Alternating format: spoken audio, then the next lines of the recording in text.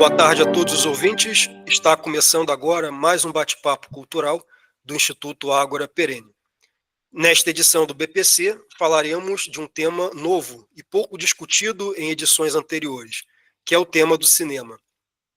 O cinema é considerado a arte mais recentemente desenvolvida dentre todas as demais artes humanas produzidas ao longo da história. Sendo produzida no contexto da modernidade, ela é uma das artes mais recentes nesse sentido. Alguns críticos e diretores tendem a valorizar o cinema como uma arte de grande valor estético humano, sendo colocada do lado da poesia e da música, que podem possuir até grandes finalidades transcendentais ao ser humano. Por outro lado, uma outra corrente de críticos também tende a ver ela como um símbolo máximo de uma indústria cultural alienante sobre as massas e sendo alvo de muitas incompreensões, por ser uma arte muito ligada a essa questão surgida de natureza moderna. E daí que surge, então, essa grande discussão, né? Afinal, o cinema ele possui um valor estético de alta cultura, assim como a música, como a literatura, ou ela possui um mero entretenimento das massas? Outras perguntas também surgem, né? No que consistiria um filme esteticamente relevante? O cinema consegue aportar um valor transcendental nesse mundo que nós vivemos hoje, moderno, e que consiga transmitir uma mensagem ao homem moderno em termos de aprofundamento espiritual? Então, todas essas questões que são lançadas hoje em dia, que são muito pertinentes e que valem a pena serem questionadas. E para responder estas questões, trazemos como convidado hoje para o nosso podcast o professor Ibrahim Amjad. O professor Ibrahim é escritor, jornalista e professor de cinema. Promove cursos e escreve textos relacionados à arte do cinema. É também um estudioso especialista em assuntos relativos à espiritualidade, sobretudo à espiritualidade islâmica sufi. Então, é com ele que conversamos nesta edição. Boa tarde, professor Ibrahim, tudo bem? Boa tarde, Tiago. Boa tarde a todos. Muito obrigado por me trazer aqui. É um prazer. Eu que agradeço pelo convite em participar deste programa de hoje. Temos várias perguntas, então, para fazer ao longo dessa entrevista, e eu acho que são perguntas que talvez vão cobrir vários temas de grande relevância do ponto de vista da crítica cinematográfica, do ponto de vista de discussões da espiritualidade. Então, acredito que será uma conversa muito proveitosa, né? Então, vamos agora para a nossa primeira pergunta a se fazer. Professor, a primeira pergunta assim, que gostaria de trazer aqui ao público ouvinte, eu gostaria que se falasse um pouco mais sobre a importância do cinema, qual a importância dele como arte, né, em frente às outras demais manifestações artísticas que nós vemos na história da humanidade, como a literatura, a pintura. E, nesse contexto, por que o cinema, na sua opinião, né, como crítico, o cinema deve ser encarado a sério, né, como uma alta cultura, e não como apontam alguns críticos, né, como um mero entretenimento de massas, né? Bom, tem duas coisas aí. Uma delas há um preconceito, né, estético, um preconceito artístico. Quando a gente fala de literatura, em quem que a gente está pensando? Né? A gente está pensando em Homero, em Dante, em Shakespeare, ou na música, né? A gente está pensando em Beethoven. Só que, assim, há uma ambiguidade aí, que literatura também... a gente nunca lembra de Stephen King ou de James Patterson, autores de subliteratura. Da mesma forma, existe bons diretores de cinema, existem grandes obras de cinema e também existe um subcinema. como em qualquer forma de arte. Isso só para começo. Há uma segunda coisa. Em cada forma de arte, ela expressa algo da realidade divina. Né? Meu ponto de vista, ele é sempre espiritual. Né? Toda a minha investigação parte do espiritual.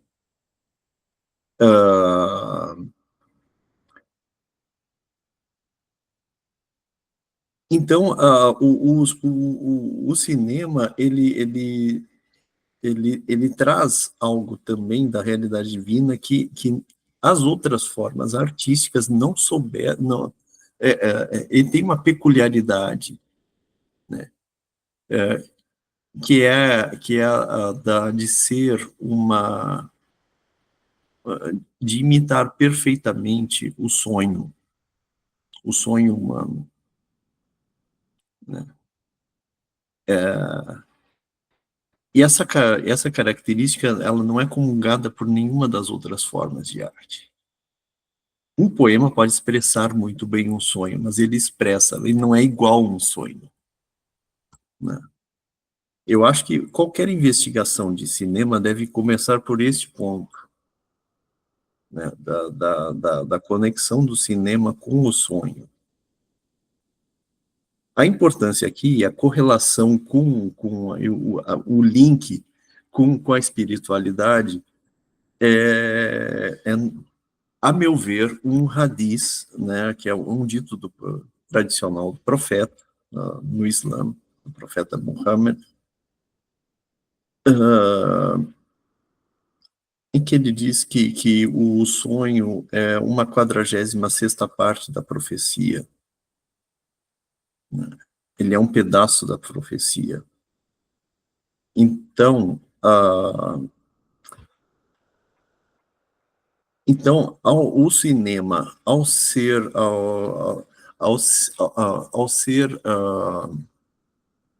igual a um sonho, ele consegue expressar algo dessa realidade do sonho, que é uma parte da profecia. O que é a profecia? É quando Deus fala com o ser humano. Né? Então, assim, o sonho e o cinema é uma forma de falar com Deus. Da mesma forma que a literatura, mesmo a literatura profana, ela é um resquício ainda da literatura, da escritura oracular, do oráculo, né? Cada forma de arte tem uma especificidade. E, a meu ver, o cinema ele tem essa especificidade de ser como um sonho.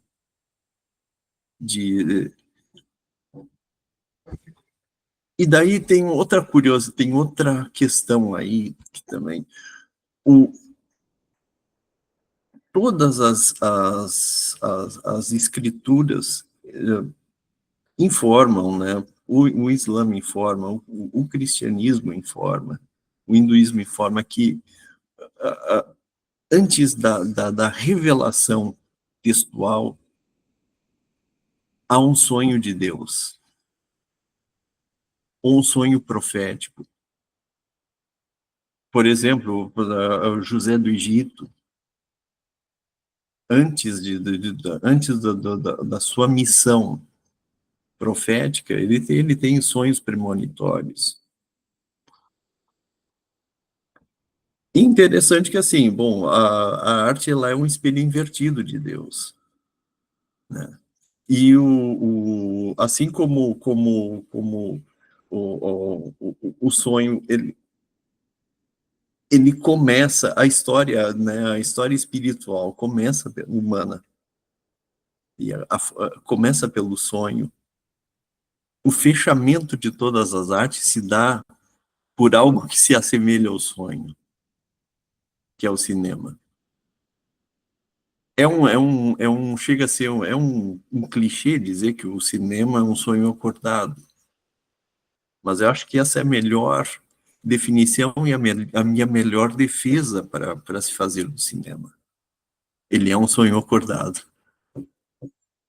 Eu acho que mais ou menos isso explica, né, essa sua primeira pergunta. E esse tema do sonho, ele até é muito explorado por muitos diretores de cinema de uma temática mais surrealista, né? Como até o caso do David Lynch, né? Que é um diretor que falou justamente desse ponto que você ressaltou, né? O cinema é esse grande sonho, né?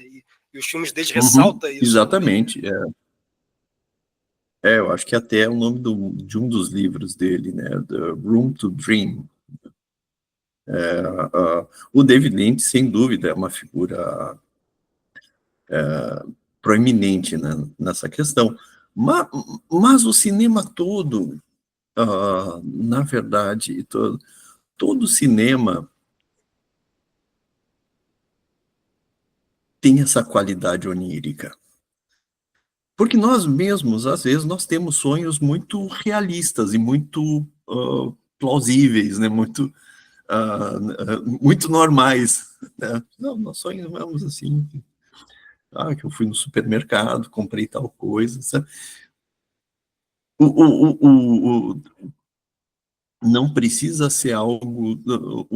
essa qualidade não se refere só ao cinema, entre aspas, onírico. Né?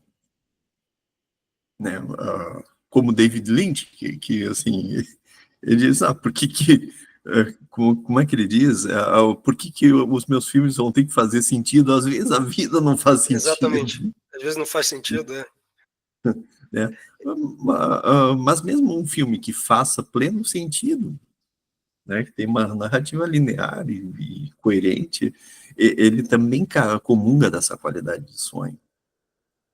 Né? E eu acho que é interessante também essa questão ser trazida, porque você vai comparar, por exemplo, essa capacidade, essa força onírica do cinema vem justamente também dele conseguir combinar, né, de uma maneira completa todas as demais artes, né? O cinema é ao mesmo tempo a fotografia, ela é também a música, ela é também o drama, a arte dramática, né, dos atores. Então tá tudo envolvido, né, nessa uma grande síntese que é até aquilo que o Wagner falava, né? É a arte total. Né? A arte total wagneriana, exatamente. Aliás, quanto mais o tempo se afunila, e assim, também todas as tradições indicam que nós estamos num fim de ciclo, né? Fim de ciclo cósmico. Então faz sentido que a arte final ela seja um compósito, uma síntese de tudo que a precedeu. As próprias religiões são assim. Tanto que, assim, cristianismo e islã são... Você vai encontrar um pouquinho das outras também. Então, bom, é um sinal dos tempos, né? Tudo pode ser uma indicação de sinal tudo é um sinal dos tempos. E no caso, o cinema também. Interessante, interessante. E eu vou passar agora para a próxima pergunta.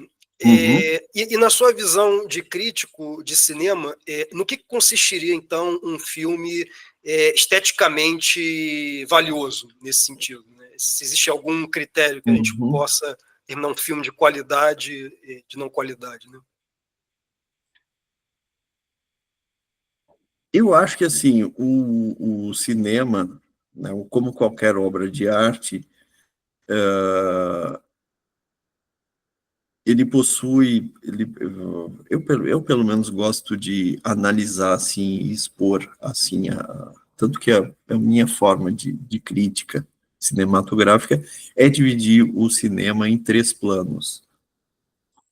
Tanto que um deles é o estético, né, que é, né, a beleza, né, exterior da obra, né, bem dirigida, bem atuada, bem fotografada, etc, etc.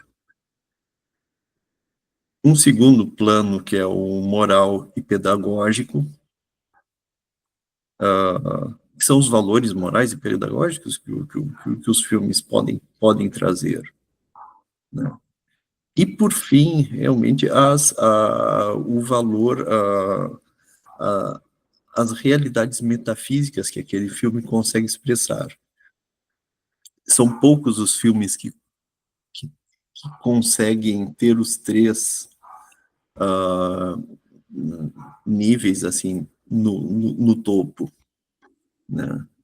Mas eu creio que os melhores filmes são esses que combinam, que tem possuem os três valores. Os três. Né? São obras esteticamente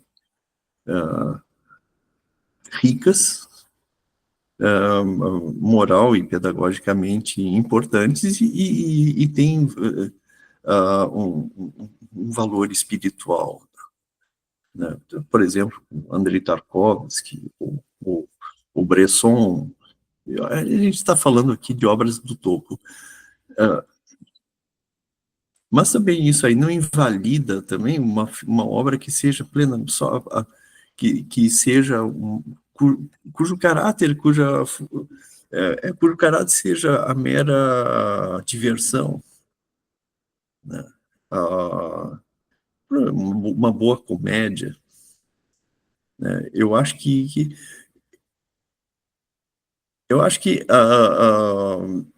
isso é uma coisa que eu discuto bastante com os meus alunos e insisto com eles. Saibam assistir os filmes, saibam extrair deles o que eles têm, o que eles têm a oferecer, né?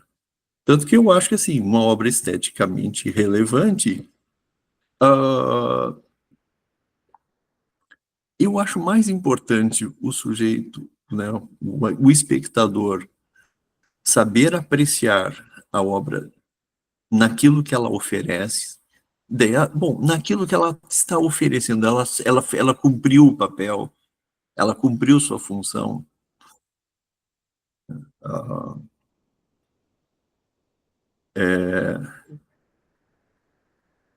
Eu acho que a pessoa que consegue fazer essa operação, esse discernimento, ela progride, ela progride intelectualmente e talvez até espiritualmente, né?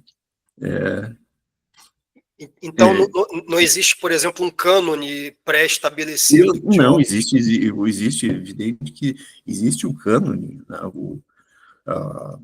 E é importante a formação do cânone. Agora, a gente tem que saber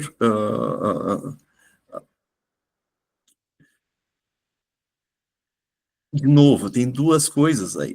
Uma delas é a formação do cânone, você fazer uma hierarquia canônica de obras. Isso até na própria literatura, a gente pode discutir, por exemplo, onde está no cânone, sei lá, Marcel Proust em relação a Shakespeare, ou James Joyce em relação a Shakespeare. O próprio Joyce dizia que ele estava próximo, mas ele não estava junto com Shakespeare. Até pela questão da universalidade, ele não tinha a universalidade de Shakespeare. Da mesma forma, o cânone do cinema, existe evidentemente um cânone, talvez ele esteja em formação, o cinema é uma arte muito nova ainda. O cinema mal tem 100 anos, os filmes relevantes começaram a ser feitos, a gente pega o Nascimento de uma Nação, que é de 1915, são 110 anos, é muito pouco tempo. Já tem uma história, né? Mas ainda é uma história em formação. Então, assim, eu acho que é uma... o espectador, o bom espectador é um bom crítico também, né? Ele tem que fazer essa ter esse duplo movimento na alma. Um deles de discernimento canônico, mas outro de uma descida uma descida de apreciação às coisas pequenas. Eu acho que é nessa descida que está que é onde o sujeito chega à maturidade artística e crítica. Minha opinião, eu posso estar errado, mas que eu em 40 anos, né, eu comecei a assistir filmes assim como cinéfilo mesmo na metade dos anos 80. Então, 85, já agora 40 anos. Então, é o que eu noto, é o que eu noto. Quem consegue fazer esse duplo movimento crítico se beneficia muito. Eu acho que a gente foi um pouquinho mais longe do que a pergunta, mas... Pois é, isso já... de qualquer maneira, isso já aproveita, já responde um pouco da próxima pergunta, né? Sobre a questão dos... Já economiza um pouco a próxima pergunta, né? Que é justamente o próximo tema, né? Primeiro, eu acho que eu até lembro até de alguns escritos seus que eu acho que você deixou até no Telegram, né? De que para você conhecer filmes bons, você precisa assistir muito filme ruim também. Você tem que se abrir a essa tradição, não pode fazer esse filtro.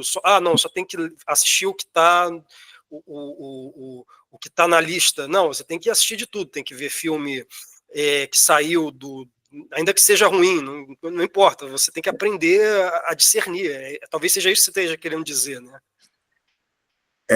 Para quem não me conhece, assim, eu não estou fazendo uma apologia masoquista, né? Não. Né? Mas realmente eu acho que não dá para ver preconceito, não dá para ter preconceito sobre a opinião dos críticos em relação ao que se vai assistir, né? Também depende muito assim do gosto pessoal, depende de muita coisa, né, o que a pessoa vai assistir. Mas eu recomendo que ela realmente tenha um amplo leque de interesses no cinema, como em qualquer arte, né? E esses filmes talvez sejam até tem uma finalidade de ser um ponto de partida, né, para a pessoa se interessar em obras mais significativas também, né? Sim, sim. Até porque, assim, toda investigação humana, isso é ontológico, né? A gente parte do simples para o complexo. Toda investigação humana começa com coisas muito simples, né? Proposições muito simples e vai adentrando na complexidade. E no cinema também. No cinema também. Eu, como todas as pessoas, em geral, que acontece com os cinéfilos, eu comecei a me interessar por cinema, daí eu já fui direto para assistir Renoir, Bergman, Ozu.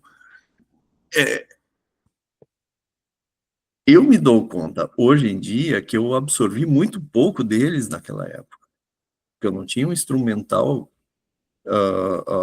adequado e desenvolvido para que são cineastas muito complexos. Não tem como um garoto de 17, 20 anos assimilar aquilo ali, né? Era mais importante naquela época, isso aí fim dos anos 80, tá vendo Máquina Mortífera do Richard Donner, né?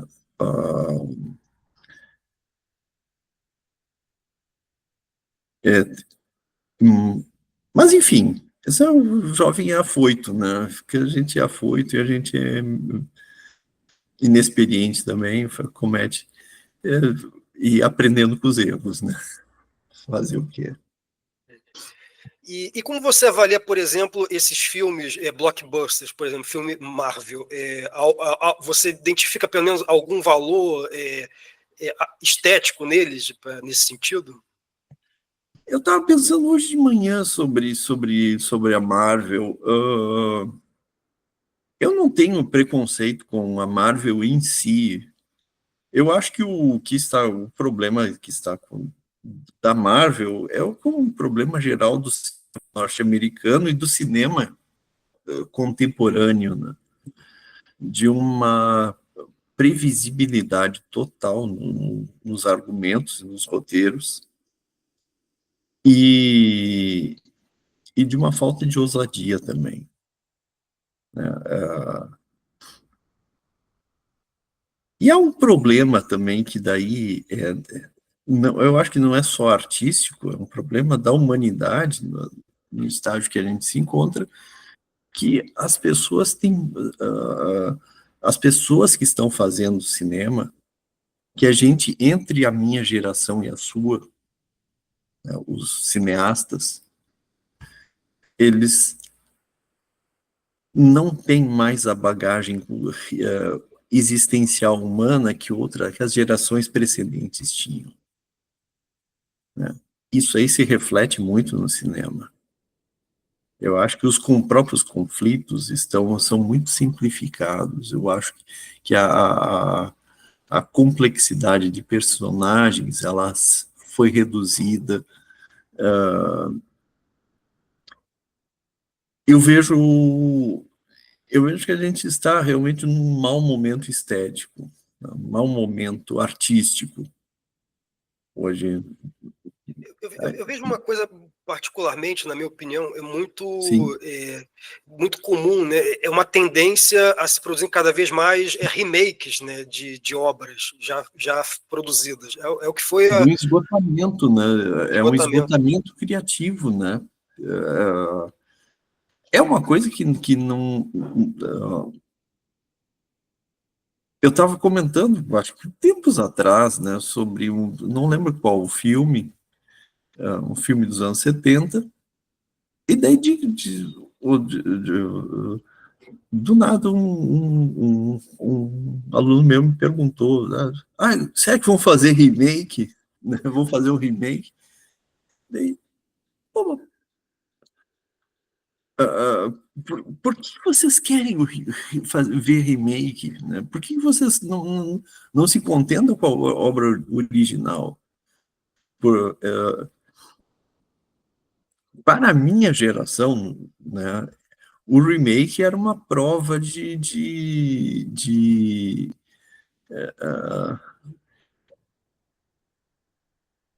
era uma prova de uma certa baixeza criativa, uma certa baixeza artística, né?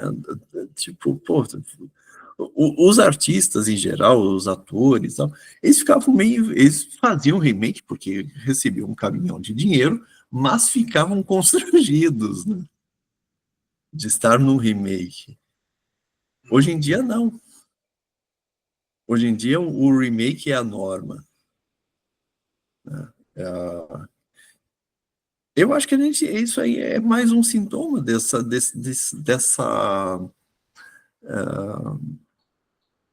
eu não sei se é um fim de ciclo nosso, se as coisas realmente se esgotaram criativamente, ou se é um momento, né? Eu acho que também houve. Eu estava até discutindo com um amigo meu, o tradutor e poeta, o José Francisco Botelho, sobre essa questão, né, que eu vejo que é uma espécie de epigonismo na arte, no cinema contemporâneo. E já houve outros momentos na história de epigonismo, tanto estilístico quanto temático, né? Então é interessante, eu acho que talvez seja uma área de estudo aí, né? O cinema, o movimento de epigonismo no cinema, que sem dúvida a gente está vivendo algo assim. É muito enigmático, por quê, né? Por quê? Será que não dá para criar novos heróis, né? Mesmo assim, a Marvel, né, não daria para criar novos heróis, Até porque chega uma hora que a bilheteria esgota, né? Não vai ter mais público. Quem é que vai querer ver mais um filme de Star Wars? Eles já estão fazendo assim, agora vão fazer a saga da vizinha lá, da família do Luke Skywalker. Né? É. Né? Não tem mais para onde recorrer. Né? Tudo já foi, todos os caminhos já foram traçados, já foram trilhados, né? Trilhados e retrilhados. Né? Então,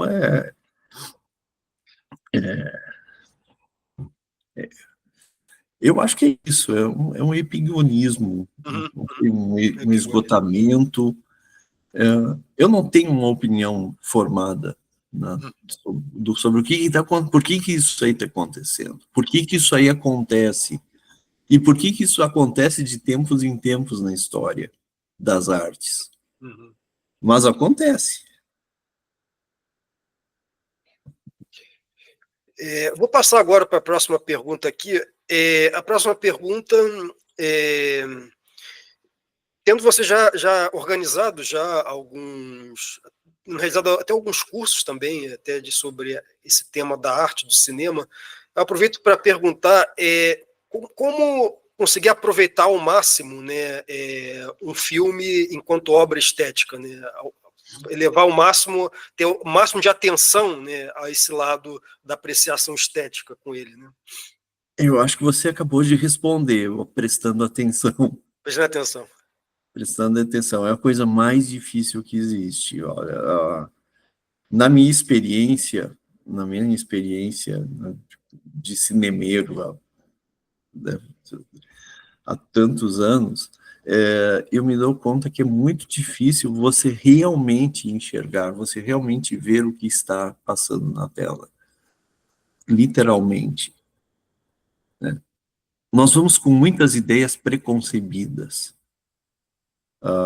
ao cinema para ver um filme. Né? Isso aí é mais agudo ainda no cinema do que nas outras artes, como a literatura, porque o cinema, ele se dá, a apreciação dele se dá no momento. Na literatura você pode reler um parágrafo, pode reler uma estrofe, mas no cinema você está vendo. Claro que hoje em dia dá, hoje em dia dá para dar a partir do VHS, essa possibilidade surgiu. Mas, idealmente, você está vendo o cinema no momento. Então, é muito fácil nós sermos blindados a imagem pelas ideias preconcebidas. Por exemplo, a gente vai ver um filme do Hitchcock e a gente está esperando suspense. Né? Suspense. Ou então, a gente está vendo um filme do ator X ou da atriz Y, e daí nós trazemos na nossa memória outros papéis em que eles estiveram, que eles atuaram. E nós acabamos assistindo os filmes sob uma ótica, às vezes, distorcida.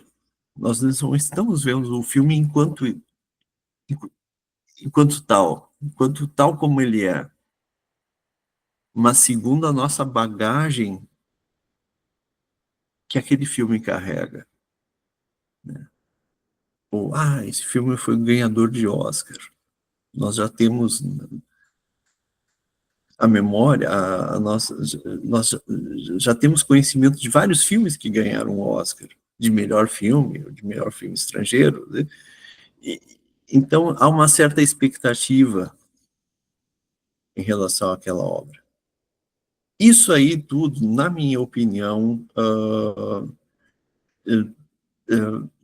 não enriquece isso aí, não é que empobrece, mas distorce, né, a apreciação do filme enquanto tal.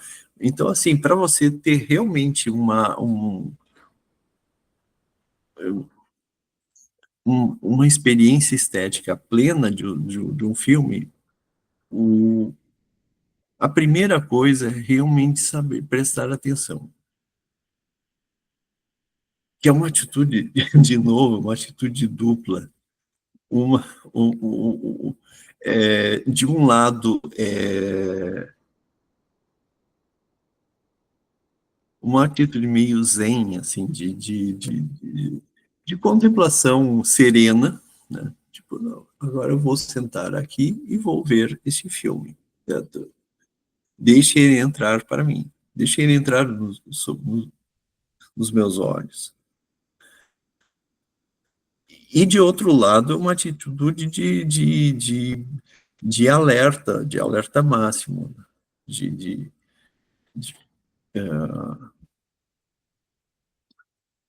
da plena atenção. É uma tensão, realmente uma tensão que surge entre essas duas atitudes. Eu acho que aí o sujeito realmente ele está, está capacitado para extrair o máximo de um filme. Eu vejo, por exemplo, alguns diretores que eu acho que justamente essa questão da atenção que é mais desafiadora. Por exemplo, retomando o diretor que mencionamos no início da entrevista, do David Lynch, assim, justamente alguns diretores têm esse perfil bastante enigmático, né? E que eu creio que qualquer tipo de racionalização que você possa fazer enquanto está assistindo o filme pode ser bastante danosa, né? Pelo menos para assistir esses filmes mais oníricos, né? Eu acho que talvez isso talvez realmente atrapalhe, né? Como é o caso desse do David Lynch, né? Os filmes dele são bastante enigmáticos, né?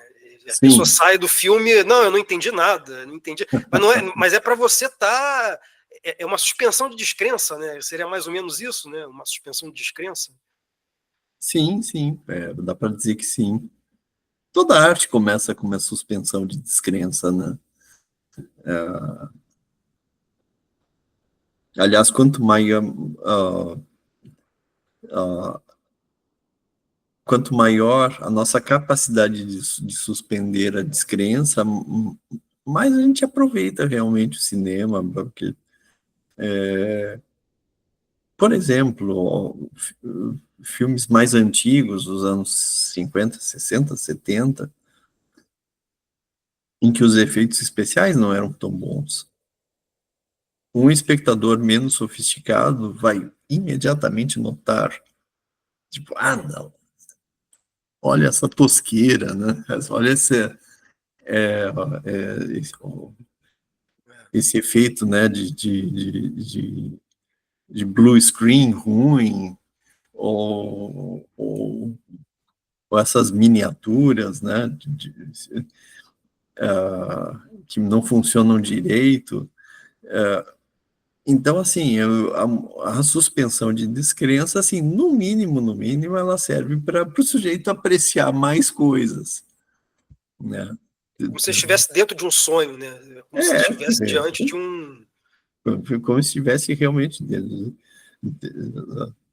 dentro desse sonho do cinema, né? Muito bom. E agora eu vou passar agora para a próxima pergunta. Gostaria de perguntar, né, sobre, baseado em tudo isso que acabamos de falar, né, sobre essa questão do que seria uma qualidade de um filme, o valor artístico dele, né, você poderia passar para a gente, para o público ouvinte, as principais indicações assim de diretores assim que você considera assim os mais relevantes assim que valeriam a pena ser assistidos nesse sentido, né, de termos de qualidade cinematográfica. Assim, eu não gosto, eu não gosto de fazer, eu não gosto de fazer listas e não gosto de fazer antologias de obras ou diretores. Eu gosto de explorar com cada pessoa que chega a mim, os meus alunos, né, a partir da experiência delas do cinema e a partir dos gostos dela, e a partir daí explorar nomes, artistas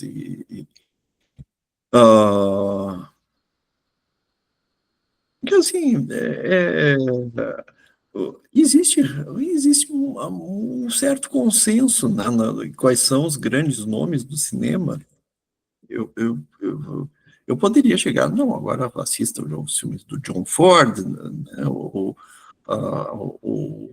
as comédias do Howard Hawks, ou o cinema italiano, Rossellini. Eu acho que tudo depende de onde a pessoa está na vida, de onde, em que grau, qual o seu grau, onde que a pessoa está intelectualmente e artisticamente na vida. Uh, Então, é uma questão, é uma pergunta assim que eu não gosto de responder. Eu não acho que haja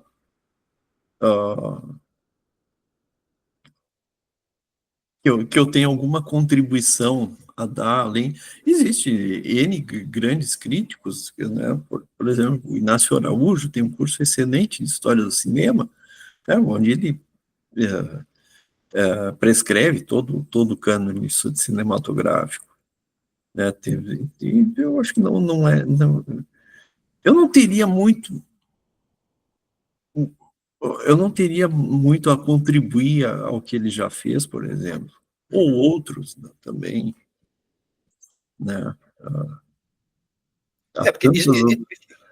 isso é até coerente com o que a gente acabou de falar, que tem a parte do simples, né? Então, isso depende também do Também foco. tem isso, né?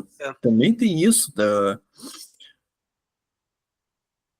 Eu prefiro, com os meus alunos, partir da análise de obra simples para daqui 3, 4, 5 anos, não tanto tempo, pode ser até um ano, depende do andamento também da turma e das pessoas, para daí já chegar em Bergman, chegar em Bresson, né?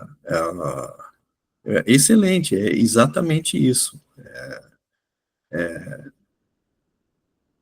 É uma questão de coerência com o meu método de ensino.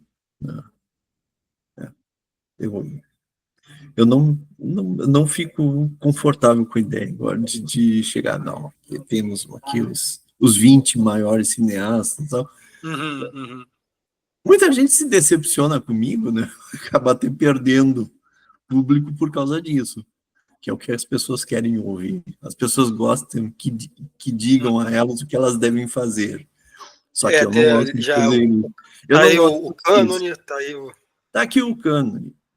Uh, Eu acho mais adiante, talvez, mais adiante, como, por exemplo, lá o Harold Bloom fez lá um livro sobre o cânone ocidental, que acabou sendo o livro mais famoso dele, e é um livro menor, é um livro que deve ter escrito numa sentada, né? E pode ser que mais adiante eu acabe fazendo isso, mas agora eu não tenho vontade. Uhum, uhum. Perfeito. Vou passar agora para a próxima pergunta aqui. Eu queria que você falasse um pouco também sobre o cinema brasileiro, né? E como que você avalia, Uhum. né, se ele vale a pena ser assistido, principalmente a produção que a gente vê hoje em dia, né? Eu acho que, assim, para os meus alunos, eu recomendo. Eu também tenho dois tipos de aluno. Tem aqueles alunos que querem fazer cinema Uhum, e tem aqueles que querem simplesmente conhecer um pouco mais melhor do cinema para poder escolher com mais segurança o que assistir na Netflix ou na internet, né, ou no cinema mesmo. Para os meus alunos de cinema, eu digo para eles conhecerem. Eles têm que estar em diálogo com o que foi feito antes deles. Não queira cair na arrogância de se achar que começou uma tábula rasa. Agora eu estou começando aqui do zero, eu sou um novo Adão. Não, você não uhum, é. A pessoa tem, o sujeito que é cineasta hoje, ele tem que estar em diálogo com o que o Walter Salles está fazendo agora, ou com o José Padilha, ou antes o Antônio Calmon, o Nelson Pereira dos Santos, o Glauber, até o Humberto Mauro, até lá o Mário Peixoto. Lá. É obrigatório para estes, é obrigatório para o aluno de cinema conhecer o cinema brasileiro, conhecer bem, conhecer bem. Até mesmo também para a formação do imaginário, né? Você entender esse imaginário coletivo brasileiro, né? Essa coisa. Exatamente, que é a partir dele que toda obra, toda obra de arte é uma reação a uma obra de arte anterior. Né? Ah, então, assim, mesmo que você se oponha, não goste, e assim, você odeia o cinema brasileiro, você tem que conhecer o Brasil. Porque é assim, olha, é onde você foi colocado, você nasceu aqui no Brasil, você fala português, a gente é o que nós somos, né? Então tem que ver como outros artistas que nasceram antes da gente, como eles responderam a essa realidade. Isso aí vai enriquecer a nossa compreensão, a nossa capacidade de criação artística. A gente pode levantar do sujeito que é simplesmente um espectador. Ah, eu quero aqui só ver bons filmes. Né?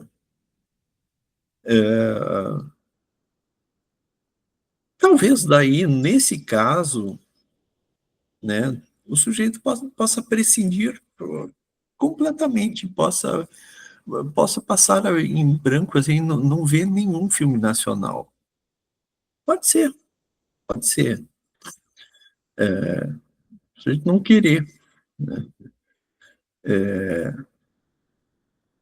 Mas para o artista é essencial ele ver o cinema, conhecer o cinema nacional.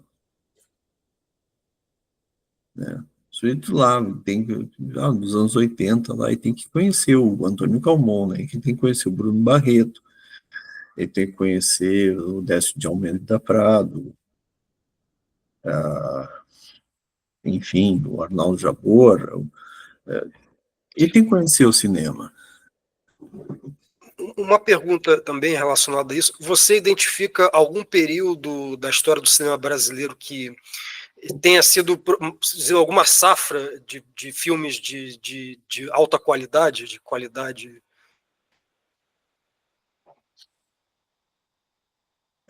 Primeira coisa, eu cometi um Décio de Almeida Prado, não é o cineasta, é o Guilherme de Almeida Prado. Guilherme de Almeida Franco.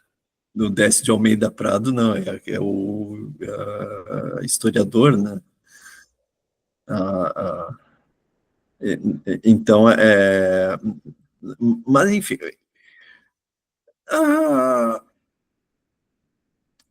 de novo, a resposta padrão, né, é que assim, o cinema brasileiro ele teve um esplendor, né, teve um ápice criativo entre os anos 60 e os anos 70, né. Ah, e eu acho que é o período mais rico, Glauber Rocha, né? a partir do Glauber Rocha, né, há tantos outros, né,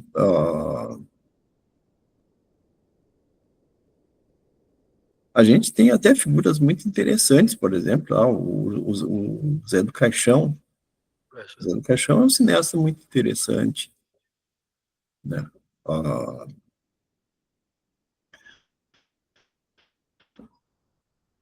ah, mesmo que seja um cinema tecnicamente inferior, que o cinema brasileiro ele se sofisticou muito a partir da segunda metade dos anos 80 para cá. Se sofisticou muito tecnologicamente. e principalmente depois da abertura, né, e da globalização econômica, né, em que a tecnologia começou a entrar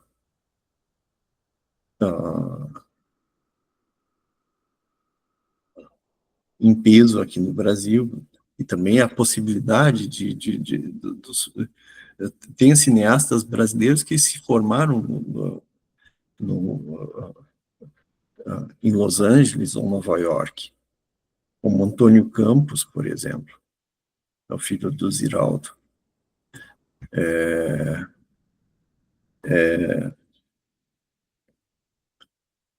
Mas eu acho que, assim, se for para fazer uma seleção, né,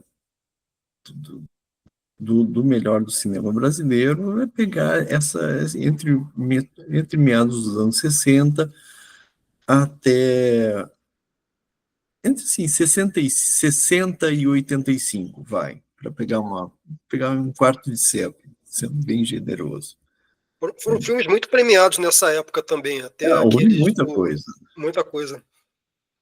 Houve muita coisa. Como também né, os próprios filmes recentes, né, Central do Brasil também é um exemplo claro E também. depois também, há uma segunda, depois do apagão do cinema no governo Collor, né, que por alguns anos o Brasil ficou meio que à deriva, né, no cinema. Com o fim da Embrafilme, né, eu acho que em 90, acho que foi. Estou chutando, não lembro de cabeça agora. Mas até o governo Fernando Henrique, quando houve uma retomada. Mas há esse período aí do Central do Brasil, da Tropa de Elite, né, até hoje.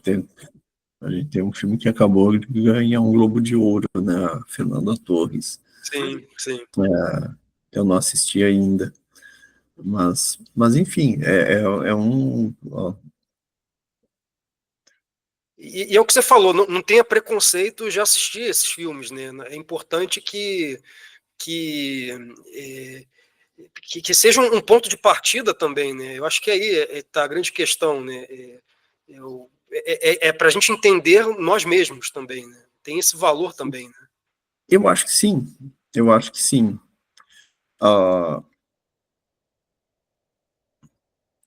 Como eu digo, depende da pessoa. Uhum, depende da pessoa. Depende da pessoa. Uh, um aluno de cinema meio, eu vou dizer, não, não é que eu recomendo, não, é obrigatório você assistir o Ainda Estou Aqui, do Walter Salles. Né? Para um espectador casual, assim, que bom, eu estou aqui entre assistir. Eu não queria assistir esse aí porque eu estou maratonando aqui as séries da Jane Austen, da BBC. Então, fica assistindo a Jane Austen, não tem problema. Isso é uma coisa que muita gente se enerva comigo, né? A minha resposta é tudo é relativa, tudo depende de onde você está. Né? Mas não tem como fugir disso. Uhum. Né? Não tem como fugir disso. Uma coisa que, assim, eu me oponho também é o exibicionismo cultural. Se o sujeito só assistir algo porque é a coisa que está na moda e está todo mundo falando, então eu não posso ficar atrás. Eu acho que isso aí gera uma mentalidade de hamster na rodinha, sabe? Isso é uma coisa imbecilizante e muito triste, né? Do sujeito estar sempre caçando tendências, Uhum, sempre, uhum. né? Eu acho que assim a pessoa tem que ter um motivo para ver, para qualquer coisa que ela for fazer na vida, ela tem que ter um motivo para fazê-lo. Um motivo real, importante para ela. Aquilo ali tem que ser importante para ela. Para uma pessoa que está comprometida com o cinema, né, é importante ela conhecer o que os colegas estão fazendo. Né? O que o Walter Salles está fazendo, o que o José Padilha está fazendo, o que o Antônio Campos está fazendo. O Antônio Campos, na verdade, é um cineasta hollywoodiano. Mas é E, importante. por exemplo, para uma pessoa que está estudando mesmo, que vai se dedicar a essa área da cinematografia, né, que como esse segundo perfil mais especializado seu, que você é professor, que tipo de obras clássicas do cinema brasileiro você recomendaria nesse sentido?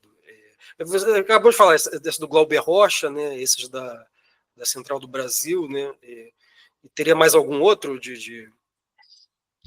Daí eu sou bem exigente, você vai ter que assistir tudo, pelo menos um tudo? pouquinho de tudo, de todas as fases. Você vai ter que conhecer o cinema da Atlântida, você vai ter que conhecer o cinema da Vera Cruz, você vai ter que conhecer Humberto Mauro, você vai ter que conhecer até assim, você vai ter que conhecer até A Boca do Lixo dos anos 70, né? Não é conhecer a fundo, você não precisa virar um completista da coisa, mas você vai ter que conhecer, você vai ter que saber.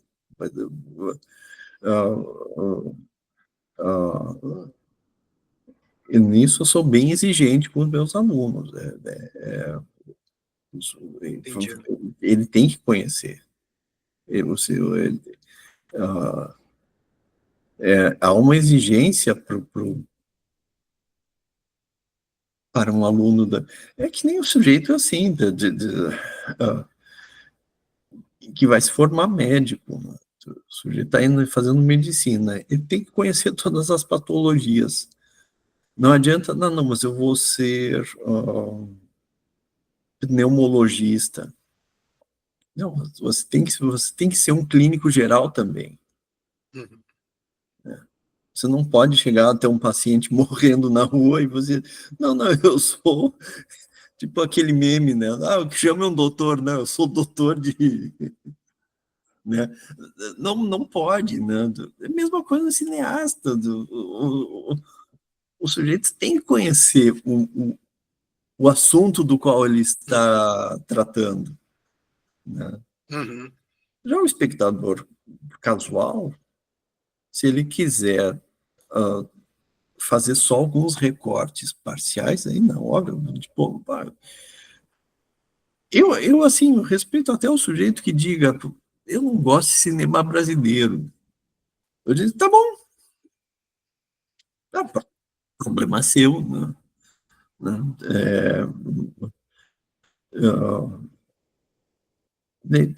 Eu gosto só de comédia romântica de Hollywood, não sei. Tipo, então vamos ver aqui as comédias românticas. Eu estou sempre tentando aprimorar o gosto, né, o padrão de julgamento das pessoas. Então, assim, compare a comédia romântica X com a comédia romântica Y. Qual delas é superior esteticamente à outra? Porque a diferença não existe não existe uma vala comum ali chamada comédia romântica, são filmes, cada um com as suas peculiaridades. Eu sempre estou tentando puxar, né,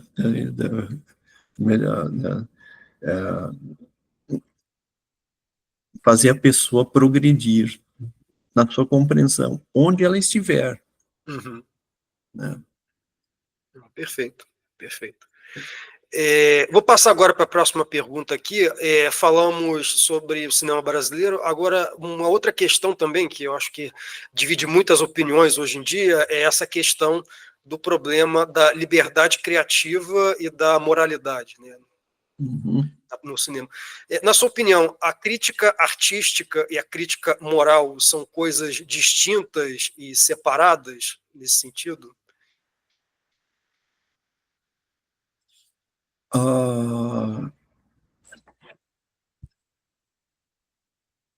Pergunta complicada, mas vamos lá. A gente está. Tem um aspecto político e tem um aspecto estético nessa questão. Tem um aspecto político que, assim, a política ela é sempre pendular. Depois que você Uhum. vai muito para um extremo, você acaba retornando. Num choque de retorno, você vai para o extremo oposto, né? Então, a gente passou aí em décadas pelo menos desde os anos 70, quando no mundo inteiro a censura relaxou, né? Então, a gente teve décadas, 3 ou 4 décadas de extrema permissividade. E a gente está tendo um choque agora de retorno, que são todas essas cruzadas, né, de cancelamento, uh, uh, um certo puritanismo no cinema, e, bom, sempre quanto a isso, não há o que fazer, a meu ver. Não há o que fazer. É um modismo, é uma tendência da época. É uma tendência, é, as pessoas, há padrões de moralidade em todas as épocas, né? Que vão ditar como as coisas, o que pode e o que não pode ser mostrado, né? Era assim, o próprio Shakespeare, ele escreveu numa época de bastante repressão artística, né? O governo o reinado da Elizabeth I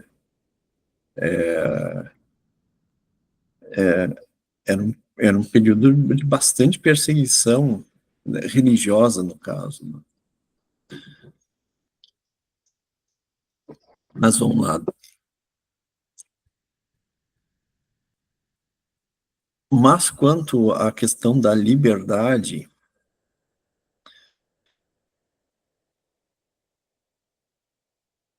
eu acho que o mais importante para o artista atualmente é cultivar a liberdade interior, que a gente vive numa época de extremo julgamento, a gente está sendo julgado por todos os lados, o tempo todo, principalmente depois do advento das redes sociais. Então, nós vivemos numa panela de pressão e a gente está sempre tentando, com essa tentação de nos enquadrar, porque é muito fácil ser cancelado e é assim, e é um tsunami, não é mais uma crítica pontual aqui e ali, não é como sei lá, até os anos 90, o sujeito, assim, um artista, ele era criticado por meia dúzia de críticos nos jornais. Uhum. Não, hoje ele abre o celular, ele abre um aplicativo ali do Instagram, do Facebook, ele está sendo julgado por todos, por todo mundo, por milhares de pessoas, né? Então, assim, cultivar a liberdade interior numa época como a atual é essencial para o sujeito até manter a sanidade e manter a qualidade da sua produção artística também, Uhum. né? Isso não vale só ao cinema, isso aí vale para para Qualquer todos, arte. É. para qualquer arte, para todos os artistas. O sujeito cultivar, como cultivar essa liberdade interior, bom, é, daí é uma questão que, assim, eu gostaria de saber, né, a Uhum. resposta. Então, muito bem. Mas é aquela coisa, há períodos assim na história, né? Uhum. E Na verdade, isso aí até é um fato novo, né? Isso nunca aconteceu. Né? É um fato novo com o qual nós temos que lidar. Nunca aconteceu um fenômeno assim na história. E que você está sendo julgado, observado,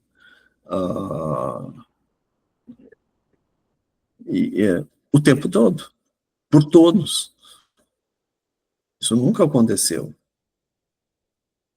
E assim, o artista, infelizmente, o artista ele não pode se.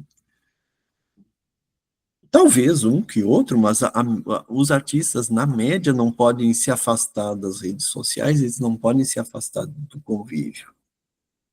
Eles dependem até do próprio a própria sobrevivência deles depende disso. Uhum. Então é uma questão complicada. É. Não, é isso mesmo, acho que deu para responder. Eu vou passar agora para a próxima pergunta aqui. Você já ministrou um curso, né? Vamos falar um pouco sobre esse tema da espiritualidade, né? Você ministrou um curso, inclusive tem no Telegram, né? Sobre o tema da metafísica no cinema, né? Então, aí que eu pergunto, em que sentido a arte do cinema possui, né, esse papel transcendental vinculado, né, com a espiritualidade humana, né? Eu acho que todas as artes, o cinema também não escapa disso, de ser um reflexo de realidades superiores, espirituais superiores à nossa realidade terrena aqui. Né? É dito, né, que o que é a metafísica? É que, assim, todos os dados da criação, todos os entes criados, todas as coisas criadas, elas têm a sua raiz no mundo espiritual.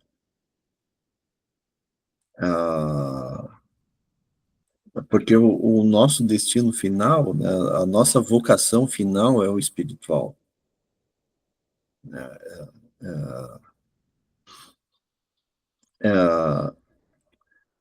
E o cinema, enquanto produção humana, ele não escapa desse destino. Como a música também não, como a literatura também não, como a pintura também não, o teatro também não. O cinema, ele tem também a sua raiz no espiritual. Né? Isso aí é a ligação, é o que explica do cinema poder ser lido, né, ser interpretado a partir de um ponto de vista espiritual, como o do sufismo, no caso. Eu, como muçulmano, é o que eu conheço mais. Mas poderia ser a partir do. Pode ser lido a partir do Vedanta também, ou do cristianismo. Né, né.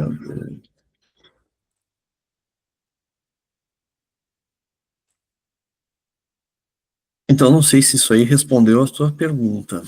Sim, sim, sim. É justamente essa questão, né, de que porque a perspectiva, né, da Sufi, né, fala justamente dessa questão de que a arte seria essa grande manifestação, né, do divino, né, nesse sentido. É como o ser humano uma cópia, reproduzindo aquilo. Exatamente.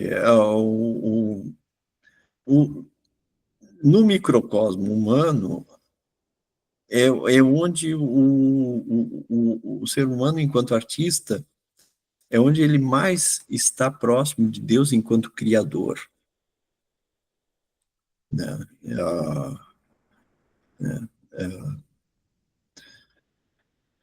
Tanto que a verdadeira, a mais alta realização do artista é enquanto criador da sua arte, mas enquanto apreciador e crítico da arte divina, que é a manifestação. Né? E colocar as duas em comunicação. uma ser a sua própria arte estar em comunicação com a arte maior. É aquilo que eu estava falando do cineasta brasileiro estar em diálogo com os cineastas brasileiros anteriores, mas ele também tem, o artista deve estar em diálogo com o artista supremo, que é Deus mesmo. Essa é a E, chave. Tá? e eu vejo uma questão também que muitas vezes essas artes modernas acabam tendendo a serem depreciadas, né, justamente por serem muitas vezes tratados até como algo degradado, né, nesse sentido. Mas justamente eu acho que está aí o grande ponto. Essa aversão que a gente vê a tudo que é o novo, a inovação, né, talvez pelo cinema, se for analisando sobre essa ótica da manifestação, ela tem a sua beleza nesse sentido, né? Tem também a sua beleza, o seu valor estético de beleza. Né? A maior defesa que se pode fazer da arte moderna é pelo período que a gente está. E é dito assim que Deus ele é exteriormente beleza, mas interiormente é perplexidade. Isso é um dito sufi, né? E que então assim, quanto mais nós nós adentramos na espiritualidade, quanto mais próximos nós estamos de Deus, mais perplexos nós nos tornamos. Porque tem Deus, tem coisas nas quais ele é similar, ele nos fez similar a ele, mas em outros ele é transcendente e incomparável. Ou seja, ele gera essa perplexidade. Alguns críticos contemporâneos, dentro dessa perspectiva sufi espiritual, vão dizer que nós estamos, a arte contemporânea, ela mais do que os movimentos artísticos prévios, ela expressa essa perplexidade diante da criação. O pintor, De assim, maneira até intensa, né? o Seria. pintor, assim, ele chegou a um ponto que ele não está mais expressando as belas formas da criação. Ele está perplexo diante da própria ideia de forma, da própria ideia de cor. Tanto que, assim, chega a um ponto que, tipo, ele abole a forma, como o Jackson Pollock, por exemplo, que até dizem, né, que o Jackson Pollock ele só respinga a tela. Tanto que um dos apelidos do Jackson Pollock era Jack the Dripper. Dripper é o respingador, Jack o respingador, não o estripador, Jack o respingador. Então, então, há uma perplexidade aí, o artista ele não escapa do seu tempo. Ele não escapa do seu tempo, não no sentido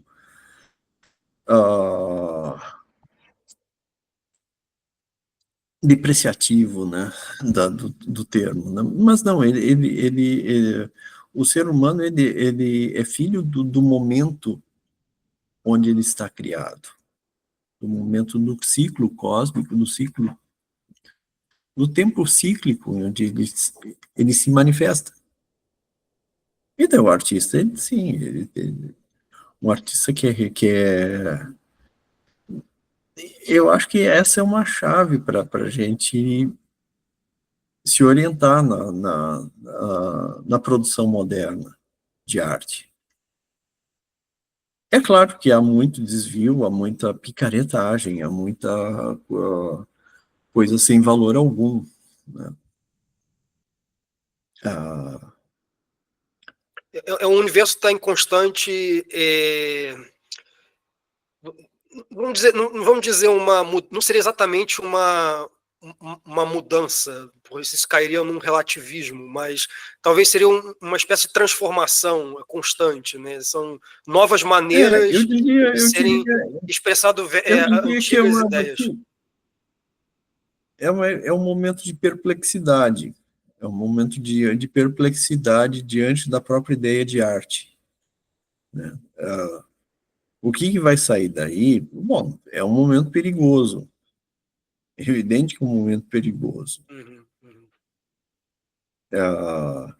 De novo, eu acho que cabe aí uma atitude dupla, de não renegar essa forma de arte, mas também de apego às formas de arte anteriores, que elas nos remetem, porque a beleza de Deus continua existindo.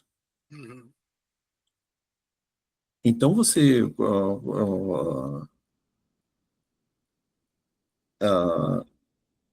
continuar apegado à música tradicional, ou ao canto gregoriano, ou, ou, ou, ou as músicas das tradições religiosas, isso aí é importante para você se manter íntegro enquanto ser humano. Mas, se a gente renegar a nossa época, a gente cai na extrema amargura, que é um pouquinho o que acontece com a crítica tradicionalista na arte, Que é né? justamente o que o René Guénon falava, né? Que tudo que vem dos dias atuais é corrompido desde a base, então devemos nos afastar desse mundo, estamos na Kali Yuga.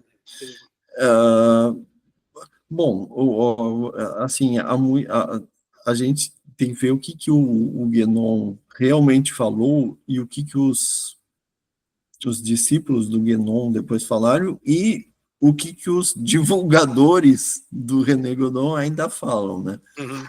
Né?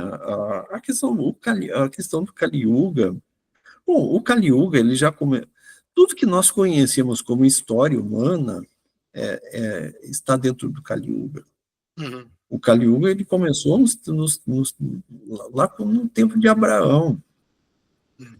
Então, assim, toda a história, uh, uh, tudo que a gente chama de história humana é o Kali Yuga.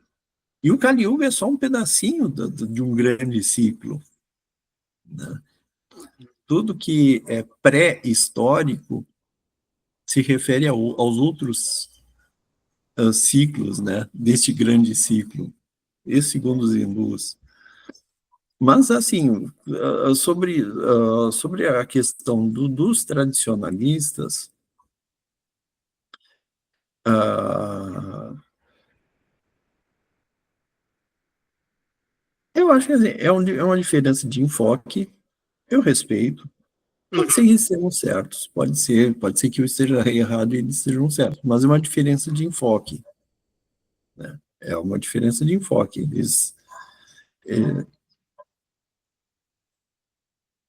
É uma identificação da arte apenas com o belo, não aquilo que causa perplexidade. Voltando a essa fórmula de beleza e perplexidade, da qual eu estava falando, né? Então, eu acho que a deficiência da crítica tradicionalista jaz aí, nessa insistência em só ver um lado da coisa, né? E daí, tudo o que não se enquadra mais naquilo que nós conhecemos como a beleza da arte, é visto como desvio, né? A arquitetura moderna, que é, os críticos que vão dizer que um prédio como, sei lá, o Museu Guggenheim em Nova York é uma aberração. Será que é mesmo? Eu, pessoalmente, acho que não. Uhum. Eu, pessoalmente, acho que não. Aliás, eu acho que é um negócio espetacular. Né?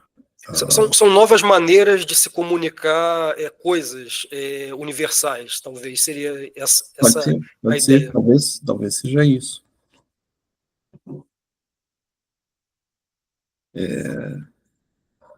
Eu creio que essa é a questão, né, para a gente lidar com os dilemas contemporâneos.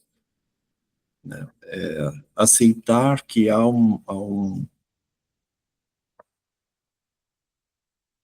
não é um novo pelo novo, não, porque agora as coisas são Uhum. assim. Não, não, ela é uma expressão, ela é uma expressão coerente da verdade, mas não da verdade mais enquanto beleza, mas enquanto perplexidade, a perplexidade divina.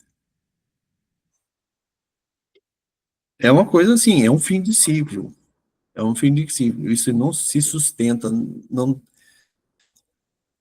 isso aí não tem como durar mais 1000 anos. 1000 anos de perplexidade. Não, dá para ter Eu 1000 anos de beleza, mas não mil Aham, anos de aham. perplexidade. Não, perplexidade é pouquinho. É só um finzinho de ciclo. É onde nós estamos. Uhum. É onde no mapa, né, no mapa do tempo nós estamos. Nós estamos aqui, né, é na pontinha, na beiradinha final da coisa. Mas é onde a gente está. É onde a gente está. A gente vai ter que lidar com isso. Há duas formas de lidar. Uma delas é a perspectiva tradicionalista, né, de, de uma certa amargura e dor, mesmo na boa intenção, uma certa dor, né, de que as coisas chegaram a esse ponto. Mas eu acho que é uma segunda forma, né? Eu prefiro. É uma segunda forma de lidar com essa questão é de aceitar pelo momento que a gente está vivendo, que é um momento de perplexidade. Né? O que vai acontecer a partir daqui, não sei. Né? A Então, beleza, a beleza é ordenada, uhum. a beleza é perfeitamente ordenada. E claro que existe uma ordenação na perplexidade, mas ela é perplexa, ela causa perplexidade também. Né? Então, é difícil lidar com ela. Mas é uma perplexidade que produz transcendência espiritual, né? Talvez seja isso que você esteja também querendo dizer. Com certeza, com certeza, com certeza ela gera frutos Uhum. espirituais. Com certeza, com certeza. E é a questão principal, é a questão crucial aí da nossa época. É essa aí. Talvez seja aí a grande beleza também da espiritualidade sufi, né? É conseguir valorizar essa questão da perplexidade. Por isso, essa grande abertura E a essas quando, manifestações artísticas, né? quando a gente tem sempre que há muitos sufis também que vão se opor Ah, a, a, ao mundo moderno. Aliás, a maioria, né? maioria. A maioria, como a maioria dos próceres das grandes religiões se opõe também. A gente está numa extrema. Eu me dou. Eu aceito que eu estou falando a partir do ponto de vista de uma minoria muito ínfima. De uma minoria ínfima, né, de pessoas. É, mas eu acredito que é o melhor. É o melhor na nossa época, essa atitude. Perfeito. Bom, encerramos aqui a nossa entrevista, tivemos uma conversa muito proveitosa, falamos de cinema, espiritualidade, com o professor Ibrahim Amjad. Eu agradeço muito a participação sua no programa de hoje. Então, uma satisfação. Então, agradeço a todos e boa noite a todos. Boa noite, pessoal.